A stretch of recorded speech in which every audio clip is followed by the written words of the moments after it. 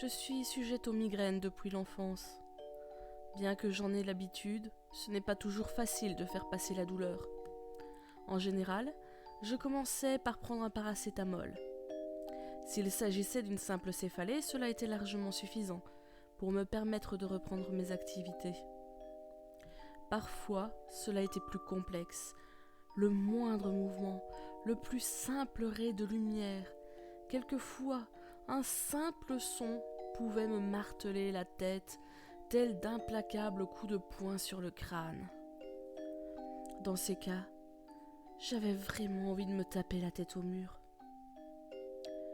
Pour le faire passer, je connaissais deux manières de procéder.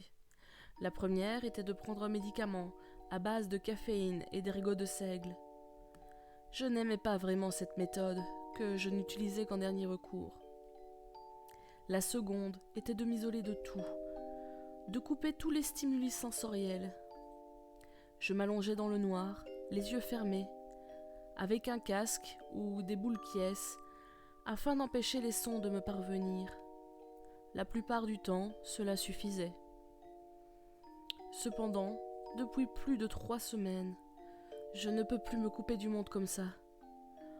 Pas à cause de mon travail, car étant artisan indépendant, j'organise mon emploi du temps à ma guise, mais parce que je n'arrive plus à trouver le calme nécessaire.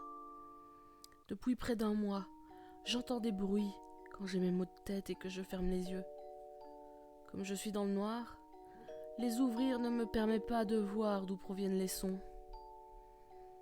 J'ai juste l'impression que c'est dans la pièce.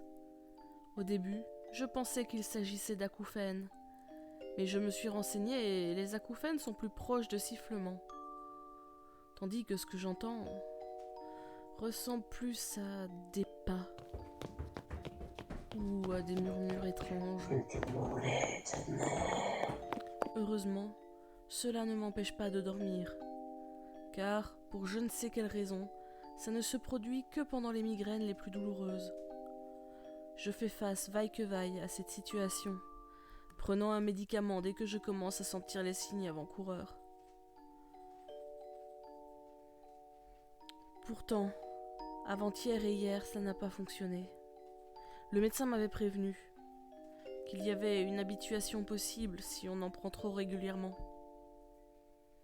Je dois bien avouer que j'ai peur. Car si la raison est la bonne, cela veut dire qu'il ne me reste que l'isolement sensoriel. Cette nuit, la douleur m'a empêché d'avoir un repos réparateur. Je pense m'être endormie, mais mon sommeil a été rempli de rêves déroutants, voire inquiétants. Je rêvais qu'une présence se tenait à mes côtés. Non, non, pas une, mais plusieurs présences. J'entendais des bruits de pas et des voix. Je n'entendais pas clairement ce qu'elles disaient. Leur ton était doucereux. Cela provoquait une terreur inconnue en moi. Je percevais une menace à travers ce simulacre de douceur. Au matin, j'étais en sueur. Je me sentais mal. Malgré la nuit, la migraine était toujours présente. J'ai passé une bonne partie de la journée à lutter pour travailler malgré la douleur. Malgré le fait que j'étais occupée, je ne pouvais pas m'empêcher de repenser à ces songes si perturbants. La théorie la plus plausible était une paralysie du sommeil. Cet état étrange et dérangeant entre le sommeil et l'éveil, quand on ne sait plus où se trouve la réalité et l'illusion. Toujours est-il que je n'ai plus le choix. Je quitte mon atelier pour m'allonger au noir dans ma chambre. À peine ai-je fermé les yeux que je les entends. Les pas. Je saute sur l'interrupteur. Il n'y a rien dans la pièce. J'essaie de me rasséréner. Il n'y a pas de raison de paniquer. Je suis seule ici. Je me réinstalle.